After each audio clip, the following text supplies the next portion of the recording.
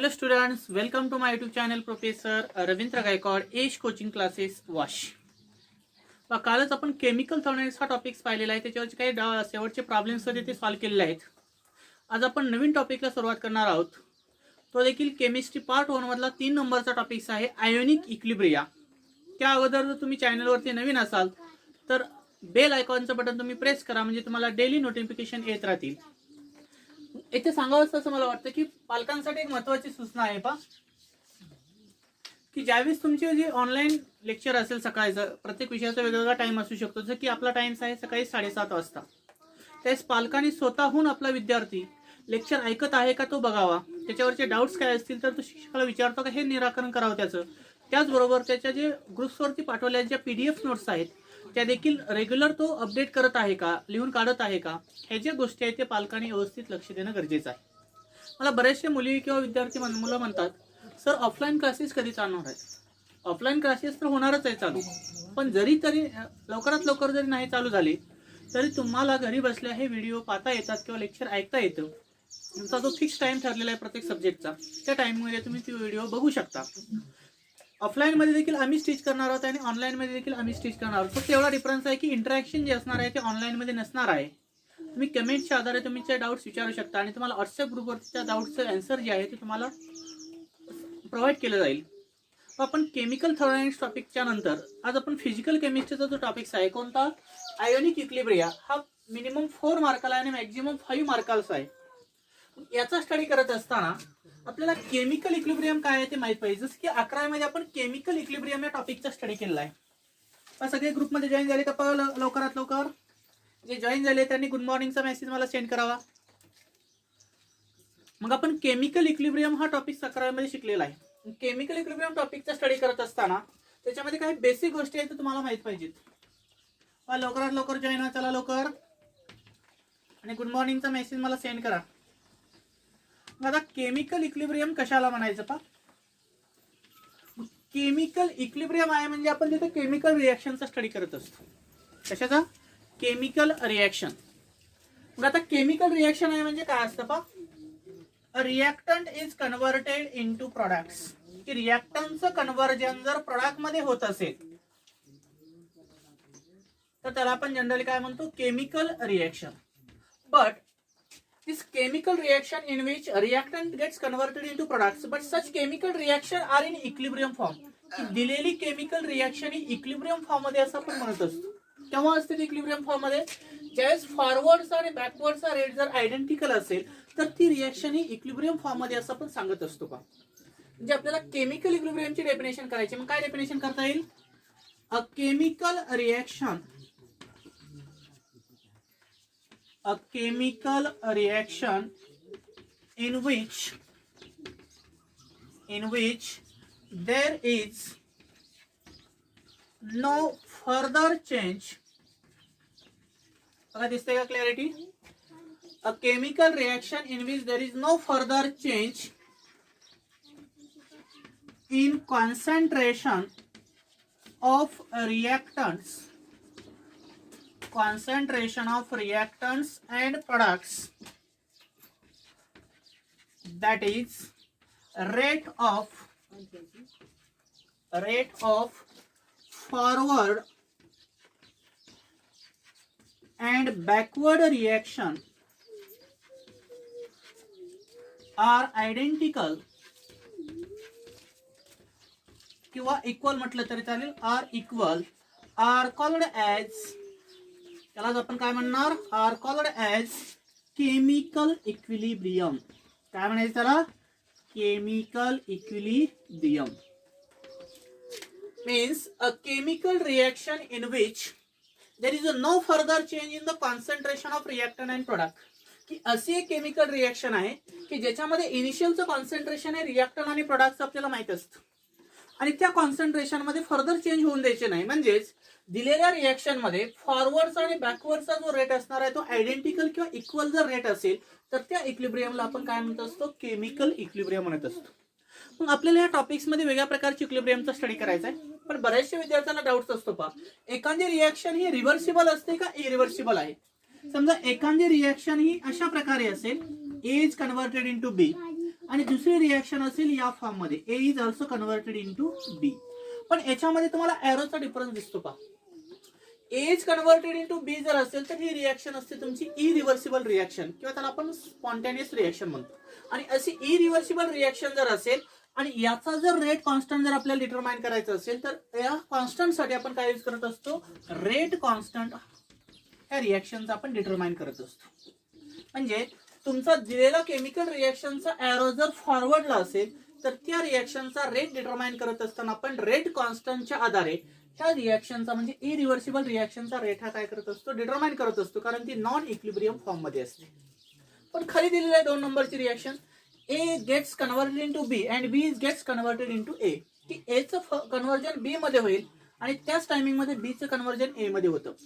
मग अशा प्रकारचा फॉरवर्ड आणि बॅकवर्ड एरो जर असेल तर ती रिॲक्शन ही इक्विलिब्रियम फॉर्म मध्ये असते. आणि इक्विलिब्रियम फॉर्म मध्ये जर असेल तर त्याचा रेट डिटरमाइन करत असताना आपण त्या रेटला काय म्हणत असतो? Equilibrium constant. काय म्हणतो त्या रेटला आपण? Equilibrium constant. म्हणजे डबल हेडेड जर एरो असेल फॉरवर्ड आणि बॅकवर्ड तर त्यावेळेस त्या रिॲक्शनचा रेट कसा डिटरमाइन करायचा? इक्विलिब्रियम कॉन्स्टंटच्या आधारे डिटरमाइन करायचा. आणि दिलेल्या केमिकल रिॲक्शन मध्ये फॉरवर्ड जर एरो असेल तर त्या रिॲक्शनचा रेट कॉन्स्टंट डिटरमाइन करत असतो आपण. तर ह्या ज्या बेसिक गोष्टी आहेत त्या बेसिक गोष्टी तर तुम्हाला लक्षात येणं गरजेचं आहे. त्या लक्षात आलं डेफिनेशन की ज्या रिॲक्शन मध्ये रिॲक्शनचा फॉरवर्डचा आणि बॅकवर्डचा रेट जर इक्वल असेल तर त्या रिॲक्शनला आपण काय म्हणतो? Chemical equilibrium. स्क्रीनशॉट काढून घ्यायचा.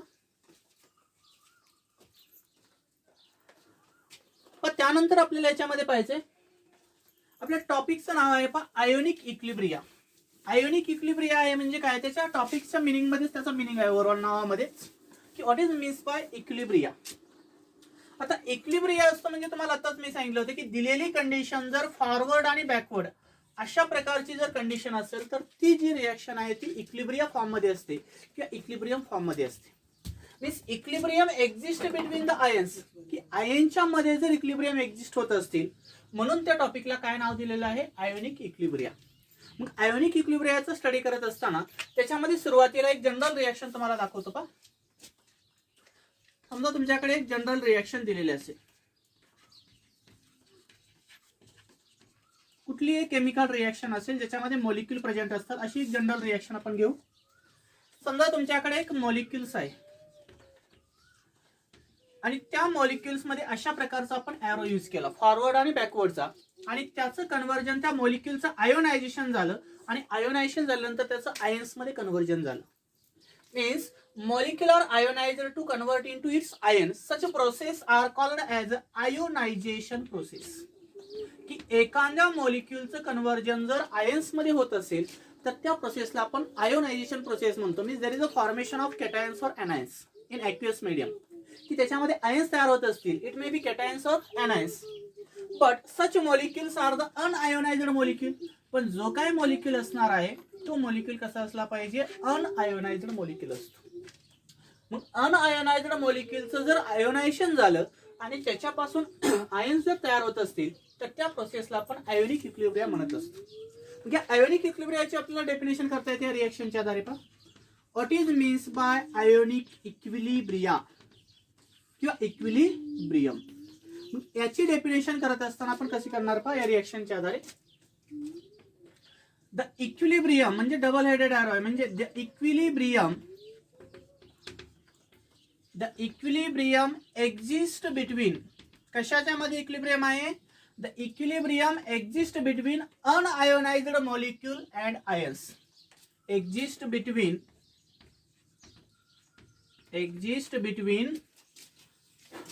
अनआयोनाइज्ड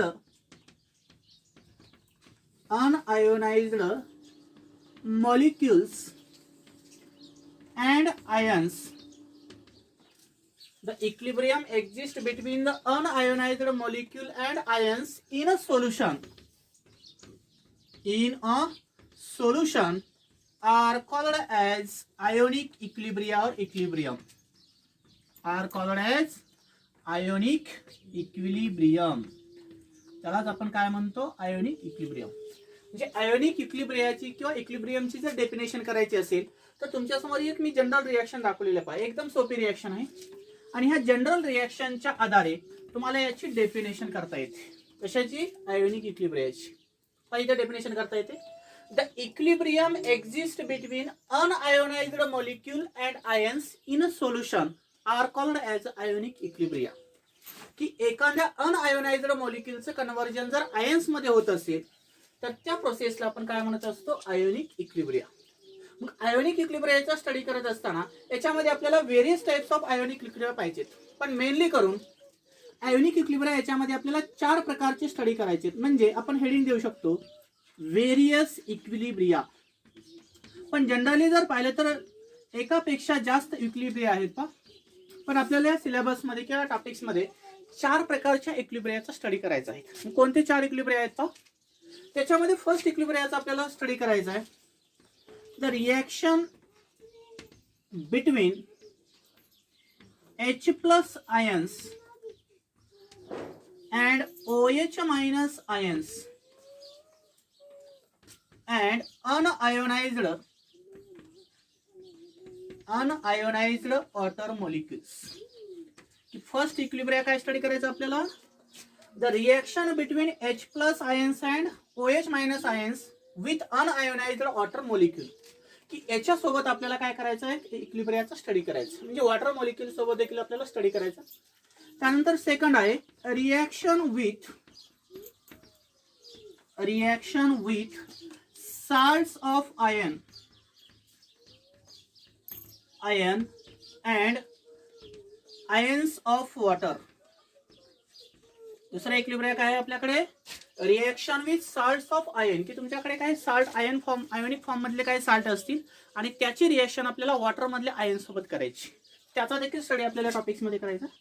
त्यानंतर थर्ड कंडिशन आहे reaction with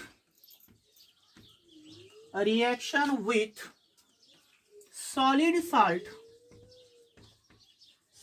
salt and ions of water molecule. तिसरी कंडिशन काय स्टडी करायची आपल्याला टॉपिक्स मध्ये? Reaction with solid salt. आता तुम्ही म्हणताल सर सॉलिड आयन्स पण सांगितले आणि सॉलिड साल्ट आहे. सॉलिड साल्ट आहे म्हणजे डायरेक्ट आपण कंपाऊंड सॉलिड स्टेट मध्ये घेतो. जसं की NaCl आहे तुमच्या घरामध्ये कॉमन टेबल साल्ट. ते जर आपण पाण्यामध्ये डिझॉल्व्ह केलं तर त्याला म्हणायचं सॉलिड साल्ट. आणि तेच पाण्यामध्ये डिझॉल्व्ह केल्यानंतर त्याच्यापासून जे Na+ आणि Cl- आयन एक्झिस्ट होतात त्याला म्हणायचं साल्ट ऑफ आयन्स. म्हणजे हे दोन्ही इक्विलिब्रिया काय आहेत? डिफरन्स आहेत. त्यानंतर चौथा इक्विलिब्रिया आपल्याला स्टडी करायचा आहे. महत्त्वाचा इक्विलिब्रिया आहे रिएक्शन बिटवीन. दिसते कितपर्यंत? Reaction between weak acid and weak bases. की वीक ऍसिड आणि वीक बेसिस मधली जी रिएक्शन आहे त्याचा देखील स्टडी आपल्याला टॉपिक्स मध्ये करायचा आहे. म्हणजे आपल्याला या टॉपिक्स मध्ये 4 प्रकारची इक्विलिब्रियाचा स्टडी करायचा आहे. Reaction between the H+ and OH- ions with ionized water molecules. Reaction with salt of ions and ions of waters. Reaction with solid salt and ions of water. आणि reaction between the weak acid आणि weak bases. याला तुम्ही exam मध्ये असं विचारलं, जर तुम्हाला विचारलं एक्झाम मध्ये define ionic equilibria with suitable example, तर त्यावेळेस तुम्ही ही डेफिनेशन लिहू शकता आणि त्याच्या खाली त्याचे 4 एक्झाम्पल तुम्ही लिहू शकता. आणि त्याची जनरल रिएक्शन आहे. तर हा झाला इंट्रोडक्शन पार्ट. आता याच्यानंतर आपल्याला स्टडी करायचा पहा. स्क्रीनशॉट काढून घ्यायचा.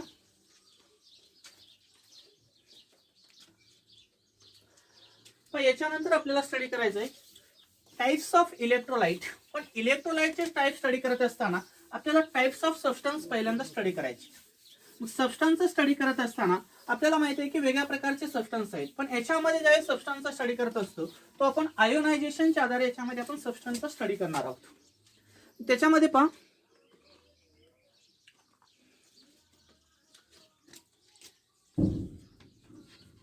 Types of substance. की तुमच्याकडे काही सबस्टन्स दिलेले असतील. This substance are mainly classified into 2 types. की सबस्टन्सचे मेनली करून 2 प्रकार आहेत त्याच्यामध्ये. कशाच्या आधारे याचं क्लासिफिकेशन केलेलं आहे? This substance are classified on the basis of ionization. पण कशामध्ये आयोनायझेशन करायचंय? In aqueous solution. Ionization in aqueous solution means substance are classified into 2 types on the basis of ionization in aqueous solution. की एखादा substance जर आपण aqueous सोल्युशनमध्ये dissolve केला असता त्याचं आयोनायझेशन कशा प्रकारे होतं, तर त्याच्या आधारे त्याचे दोन प्रकार पडलेले आहेत. कोणते दोन प्रकार आहेत? एक आहे इलेक्ट्रोलाइट्स, एक आहे इलेक्ट्रोलाइट आहे, आणि दुसरा टाइप्स आहे तुमचा नॉन इलेक्ट्रोलाइट. दुसरा टाइप्स कोणता आहे? Non electrolytes. कशाचे टाइप्स आहेत? ते दोन सबस्टन्स आहे. कशाच्या आधारे केले? पहा, आयोनायझेशनच्या आधारे. आणि कशामध्ये डिझॉल्व्ह केले? त्याला पाण्यामध्ये, म्हणजेच ॲक्वियस सोल्युशन तयार होतं. कशी डेफिनेशन करता येईल पायाची? काय आहे तुमचा? सबस्टन्स आहे. अ सबस्टन्स विच, त्याचं काय करायचं आपल्याला? Ionise. A substance which ionise in a aqueous solution. Aqueous solution आहे means when dissolved in water, की त्याला आपण पाण्यामध्ये डिझॉल्व्ह करतो. Means a substance which ionise in aqueous solution are called as electrolytes. Are called as electrolytes. Electrolyte कशाला म्हणायचं सांगितलं मी, एकदम सोपी डेफिनेशन आहे. कशाचा टाइप्स आहे हा? सबस्टन्सचा. त्याचं कशाच्या आधारे क्लासिफिकेशन केलं? On the basis of ionisation. कशामध्ये डिझॉल्व्ह केलं? त्याला पाण्यामध्ये, म्हणजे ॲक्वियस सोल्युशन तयार केलं. म्हणजे काय डेफिनेशन करायची फर्स्ट टाइपची? A substance which ionise in aqueous solution or in water are called as electrolyte. की असा एक ऑर्गॅनिक सबस्टन्स आहे की त्याला पाण्यामध्ये डिझॉल्व्ह केलं असतं त्याचं आयोनायझेशन होतं, म्हणजे केटाइन्स आणि एनायन तयार होतात, म्हणजे डिसोसिएट झालेला दिसतो. त्या सबस्टन्सला आपण काय म्हणत असतो? Electrolytes. Then what is means by non electrolyte? Non electrolyte आहे म्हणजे त्याचं डिसोसिएशन किंवा आयोनायझेशन होत नसतं. काय डेफिनेशन करता येईल? A substance which do not, इथपर्यंत दिसतंय का? A substance which do not ionise in a aqueous solution. Aqueous solution म्हणजे पाणी हे सॉल्व्हंट यूज करतो. In a aqueous solution are called as non-electrolytes. Are called as non-electrolytes. पहा, non electrolyte देखील कशाचा टाइप्स आहे? तुमचा सबस्टन्सच आहे. काय डेफिनेशन केली? असं एक सबस्टन्स आहे की त्याला पाण्यामध्ये डिझॉल्व्ह केलं असता आयोनायझेशन होत नाही पण सोल्युशन तयार होतं. त्याला काय म्हणायचं? Non electrolyte. Then what is means by electrolyte? की असा एक ऑर्गॅनिक सबस्टन्स आहे त्याला पाण्यामध्ये डिझॉल्व्ह केलं असता आयन्स तयार होतात, दॅट इज द कॅटायन्स और anions. Such substance are called as electrolyte. की त्या सबस्टन्सला आपण काय म्हणतो? इलेक्ट्रोलाइट. पण बऱ्याचशा विद्यार्थ्यांचा मला क्वेश्चन असू शकतो, sir what is means bye aqueous solution? की ॲक्वियस सोल्युशन आहे म्हणजे काय असतं?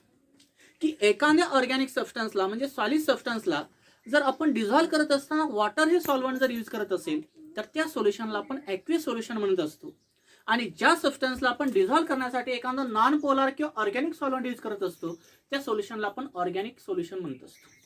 तसं याच्यामध्ये सबस्टन्सला डिझॉल्व्ह करण्यासाठी पाणी हे सॉल्व्हंट यूज केलं मग त्या सोल्युशनला आपण ॲक्वियस सोल्युशन म्हणतो. आणि एखाद्या ॲक्वियस सोल्युशनमध्ये जर सबस्टन्स हा पूर्णपणे आयोनाइज होत असेल तर त्याला म्हणायचं electrolyte.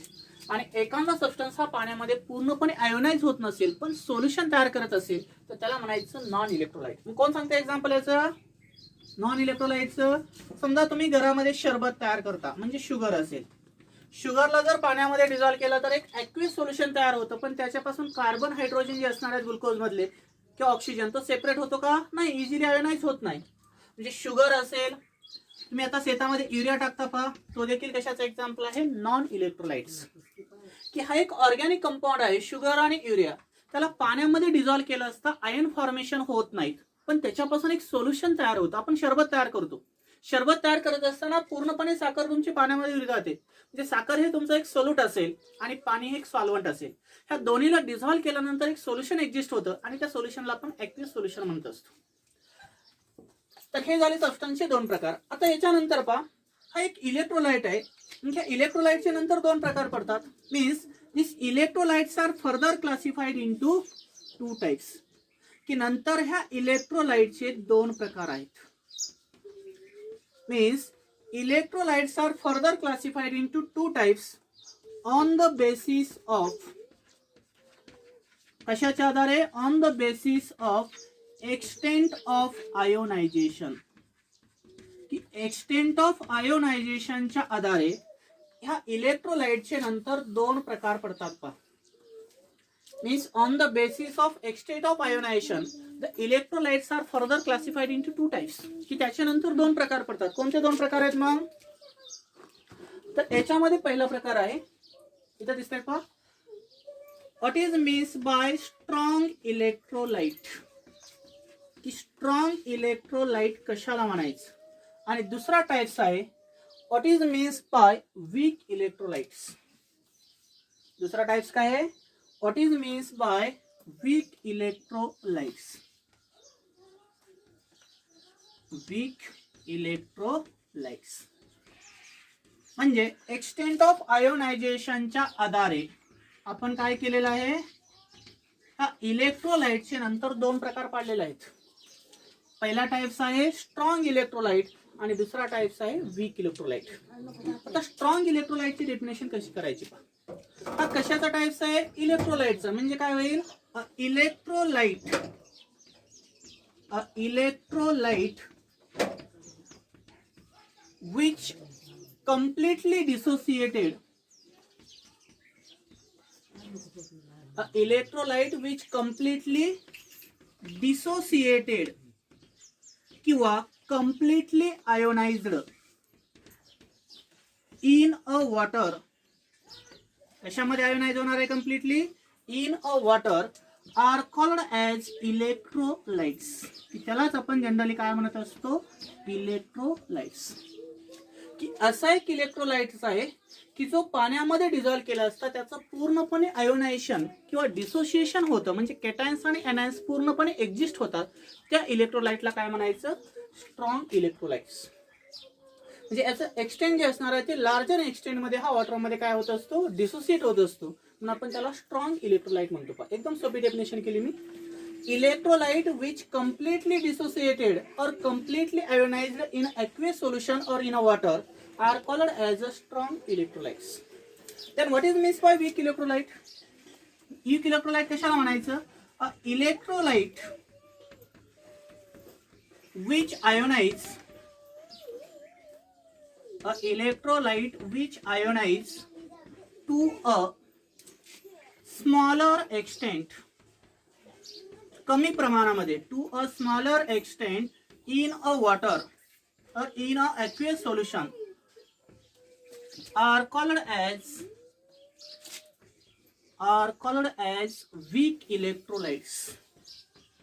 R called as weak electrolytes. आता वीक इलेक्ट्रोलाइट कशाला म्हणायचं?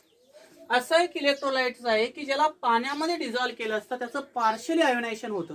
म्हणजे कमी प्रमाणामध्ये आयन्स तयार होतात पाण्यामध्ये. त्या इलेक्ट्रोलाइटला काय म्हणायचं? Weak electrolyte. आणि पाण्यामध्ये डिझॉल्व केलं असता जास्त प्रमाणामध्ये जर आयन एक्झिस्ट होत असतील तर त्या इलेक्ट्रोलाइटला काय म्हणणार तुम्ही? Strong electrolyte. मग आता तुम्हाला डेफिनेशन माहिती झालं तर एक्झाम्पल कसं लिहायचं पहा. एकदम सोपं आहे. इथं स्ट्रॉंग शब्द आहे म्हणजे इथं काय यूज करायचं? Example strong acids.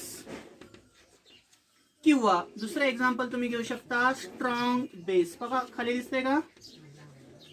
Strong base. तसं इकडे वीक शब्द आहे म्हणजे एक्झाम्पल काय लिहू शकता तुम्ही? Weak acid. आणि दुसरं एक्झाम्पल काय लिहू शकता तुम्ही? Weak base.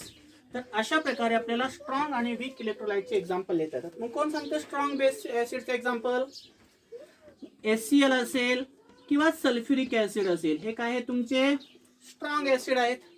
याला जर पाण्यामध्ये डिझॉल्व केलं तर H+ आणि Cl- तयार होईल.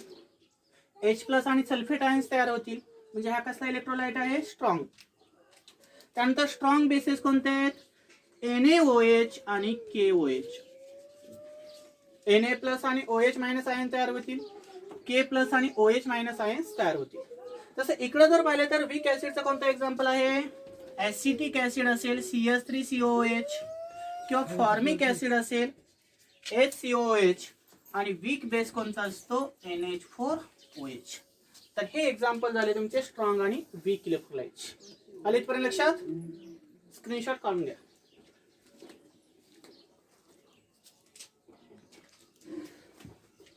पण त्यानंतर आता एक छोटासा पॉइंट पाहायचा.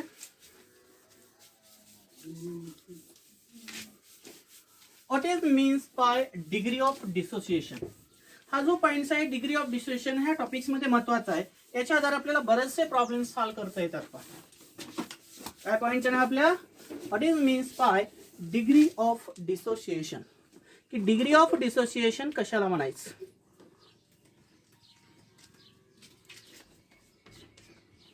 What is means bye degree of dissociation. Degree of dissociation. This degree of dissociation are indicated by alpha notation. की डिग्री ऑफ डिसोसिएशन हा कशाने इंडिकेट करतो आपण अल्फा नोटेशन इंडिकेट करतो. मग आपल्याला सुरुवातीला याचा फॉर्म्युला माहित असणं गरजेचं आहे. What is means by alpha. Alpha is equal to number of moles dissociated, number of mole dissociated divide by total number of moles of and electrolytes. Total number of moles of and electrolytes. की degree of dissociation म्हणजे काय. एक formula आपल्या समोर आहे, त्याचा symbol काय आहे alpha. Number of moles dissociated to the total number of moles of and electrolytes. Total number of moles of electrolyte म्हणजे 100 असतात. कन्सिडर करा ते 100 पैकी 60 मोल आपण इथे डिसोसिएट झालेले दिसले. 60/100 चा येणारा तो रेशो असणार आहे ते म्हणजे अल्फाचा आन्सर असेल. आणि अल्फा म्हणजेच काय असेल डिग्री ऑफ डिसोसिएशन. नंतर दुसरा मोल इलेक्ट्रोलाइट घेतला आपण, टोटल नंबर ऑफ मोल आहे 100 आणि त्याच्यापैकी आपण समजा 70 मोल डिसोसिएट झाले त्याच्यामध्ये पाण्यामध्ये. 70/100 चा येणारा जो रेशो असेल तो म्हणजे अल्फाची व्हॅल्यू असेल आणि तो म्हणजे काय असेल डिग्री ऑफ डिसोसिएशन. मग या फॉर्म्युल्याच्या आधारे तुम्हाला याची एक छोटीशी डेफिनेशन करता येते. पहा कशाची, डिग्री ऑफ डिसोसिएशनची डेफिनेशन करता येते. कशी डेफिनेशन करणार. It is defined as the ratio of, कशाचा रेशो घेतला, number of mole dissociated to the total number of moles of and electrolyte. दोन घटक आहेत म्हणून रेशो घेतला. It is defined as the ratio of number of moles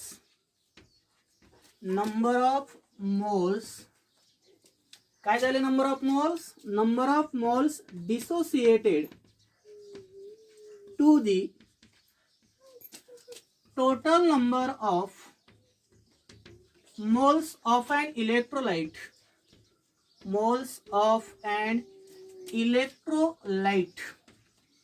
पण कशामध्ये, in a solution, moles of an electrolyte in a solution are called as degree of dissociation. त्यालाच आपण generally काय म्हणत असतो, डिग्री ऑफ डिसोसिएशन म्हणायचं. म्हणजे तुम्हाला फॉर्म्युला जर माहित असेल तर त्याच्या आधारे त्याची डेफिनेशन करता येते. पहा आणि ही डेफिनेशन महत्वाची आहे, सर्वांनी पाठ करायची.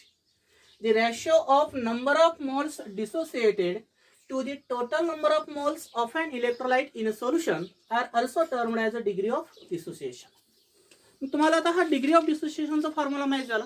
पण समजा प्रॉब्लेम मध्ये जर तुम्हाला दुसरी गोष्ट विचारली, how to calculate the percentage degree of dissociation, how to calculate the percentage degree of dissociation.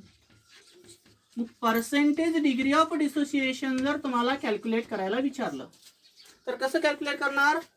Percentage म्हणजे काय आणि डिग्री ऑफ डिसोसिएशन म्हणजे अल्फा.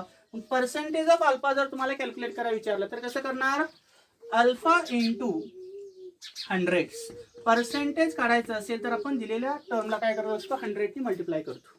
म्हणजे पर्सेंटेज डिग्री डिसोसिएशन कॅल्क्युलेट करत असताना आपण कोणता फॉर्म्युला यूज करणार, alpha into 100 means degree of dissociation into 100 that is equal to the percentage degree dissociation and it is calculated in percentage form. आणि ती value आपल्याला कशामध्ये भेटणार आहे, पर्सेंटेज फॉर्म मध्ये. आलं इथपर्यंत लक्षात. आता स्क्रीनशॉट काढून घ्या. आता एक छोटासा बेसिक पॉईंट सांगतो, मग नंतर आपलं इथं लेक्चर एंड होईल. पहा की आता याच्यानंतरचा जो पॉईंट्स आहे त्याच्यामध्ये आपल्याला पाहिजे की what is means bye acids and basis. What is means bye acids and bases. मग ऍसिड आणि बेसिसचा स्टडी करण्याच्या अगोदर आज फक्त तुम्हाला मी इंट्रोडक्शन पार्ट सांगतो. दिस ऍसिड आणि bases are the chemical compounds. की ऍसिड आणि बेसिस हे केमिकल कंपाऊंड्स असतात आणि त्याचा आपण एव्हरीडे लाईफमध्ये यूज करत असतो. But this acids and bases having the various types of scientist to prove the definition with the help of example. की एक्झाम्पलच्या आधारे वेगवेगळ्या सायंटिस्टने ऍसिड आणि बेसच्या वेगळ्या प्रकारच्या डेफिनेशन तयार केलेल्या आहेत आणि त्या 3 प्रकारच्या डेफिनेशन आहेत ते आपल्याला ह्या टॉपिक्समध्ये आज शिकायचे आहेत. अरेनेस थेअरी असेल, लॉरे ब्रॉन्स्टेड थेअरी असेल किंवा लेविस ऍसिड बेस थेअरी असेल. ही जी 3 प्रकारचे जे सायंटिस्ट आहेत यांनी 3 प्रकारच्या वेगवेगळ्या प्रकारच्या 3 ऍसिडच्या आणि 3 बेसच्या डेफिनेशन केलेल्या आहेत. तर त्या डेफिनेशन आपण उद्याच्या लेक्चरमध्ये स्टडी करणार आहोत. पण त्याच्या अगोदर तुम्हाला काही बेसिक गोष्टी सांगतो का, जे की MCQ ला याच्यावर क्वेश्चन असू शकतो. समजा तुमच्याकडे ऍसिटिक ऍसिड असेल. कोणता ऍसिड आहे? Acetic acid. This acetic acid are mainly used in vinegar. Acetic ऍसिडचा यूज आपण कशामध्ये करतो? विनेगर मध्ये त्याचा आपण यूज केला जातो.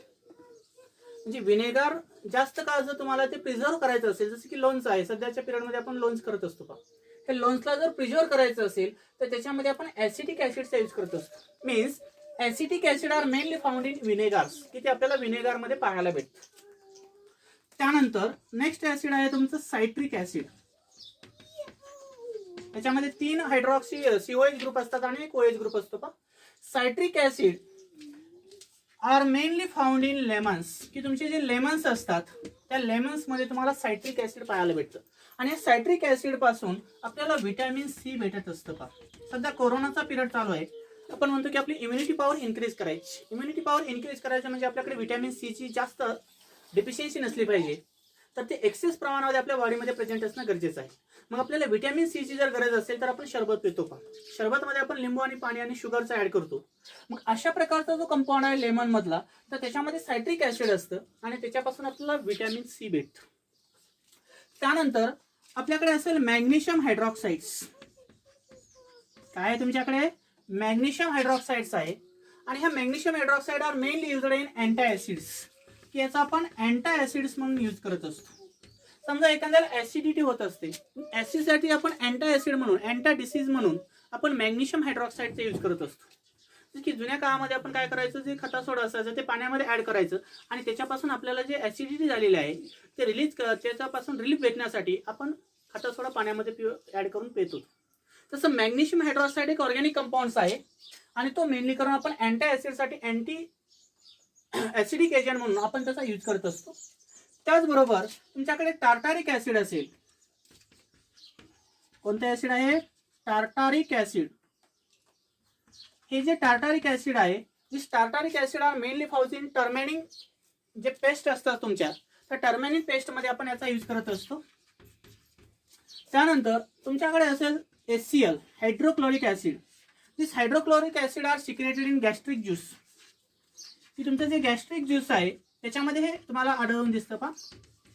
Means hydrochloric acid are mainly found in gastric juice and it is secreted in our body in a stomach. आणि आपल्या बॉडीमध्ये ते स्टमक मध्ये तुम्हाला सिक्रेट झालेलं दिसतं. Because it is essential for the digestion of food, की आपल्या बॉडीमध्ये जे वेगळ्या प्रकारचे फूड्स असतील त्याला डायजेस्ट करण्यासाठी आपल्या स्टमकच्या भोवती जी ऑल असणार आहे त्या स्टमकच्या ऑल भोवती हायड्रोक्लोरिक ऍसिड सिक्रेट होत असतं.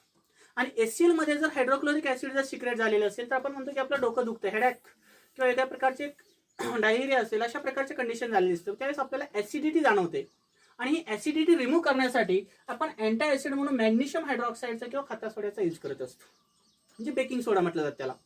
तसं याच्यामध्ये आपल्या स्टमकमध्ये जे सिक्रेट होणारा ऑलच्या भोवती जे ऍसिड आहे ते हायड्रोक्लोरिक ऍसिड आहे, जे की गॅस्ट्रिक ज्यूस पासून एक्झिस्ट होत असतं आणि त्या स्टमकच्या ऑलवर तुम्हाला सिक्रेट झालेलं दिसतं.